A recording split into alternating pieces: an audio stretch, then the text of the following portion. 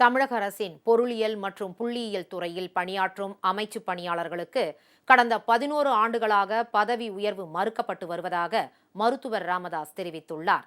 அவர்களுக்கு பதவி உயர்வு வழங்குமாறு துறையின் ஆணையர் அனுப்பிய பரிந்துரை மீது முடிவெடுக்காமல் தமிழக அரசு நிறுத்தி வைத்திருப்பது கண்டிக்கத்தக்கது என்றும் அவர் சாடியுள்ளார். பாமக நிறுவனர் மருத்துவர் ராமதாஸ் வெளியிட்டுள்ள அறிக்கையில், தமிழ்நாடு அரசின் முதன்மை துறைகளில் ஒன்றான திட்டம் மற்றும் வளர்ச்சித்துறையின் கீழ் செயல்பட்டு வரும் பொருளியல் மற்றும் புள்ளியியல் துறையில் நிர்வாகம் மற்றும் கணக்கு பிரிவுகளில் பணியாற்றும் அமைச்சுப் பணியாளர்களுக்கு வழங்கப்பட்டு வந்த பதவி உயர்வு கடந்த 2013ஆம் ஆண்டில் ரத்து செய்யப்பட்டதாக கூறியுள்ளார்.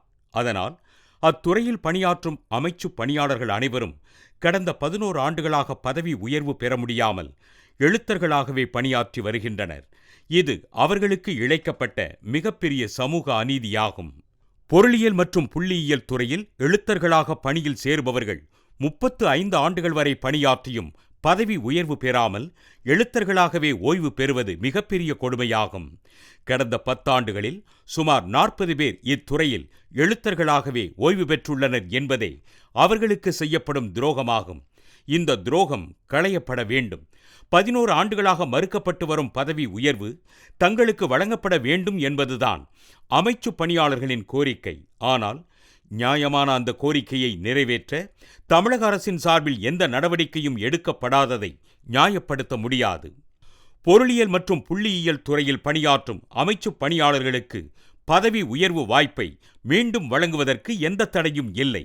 இன்னும் கேட்டால், பொருளியல் மற்றும் புள்ளியியல் துறையின் ஆணையராக 2013ஆம் ஆண்டு முதல் 2023ஆம் ஆண்டு வரை பணியாற்றிய வே. இறையன்பு தமது துறையின் அமைச்சுப் பணியாளர்களுக்கு பதவி உயர்வு வழங்கும் நோக்குடன் அவர்களுக்கான 52 பணியிடங்களை பதவி உயர்வு பணியிடங்களாக மாற்றலாம் என்று 30/12/2021ஆம் தேதி கடிதம் மூலம் அரசுக்கு பரிந்துரை அளித்திருக்கிறார்.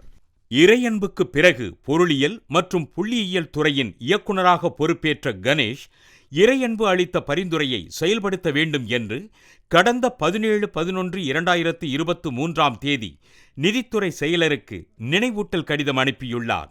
அதைத் தொடர்ந்து 20/11/2023ஆம் தேதி அமைச்சுப் பணியாளர்கள் சார்பிலும் கோரிக்கை மனு அளிக்கப்பட்டது.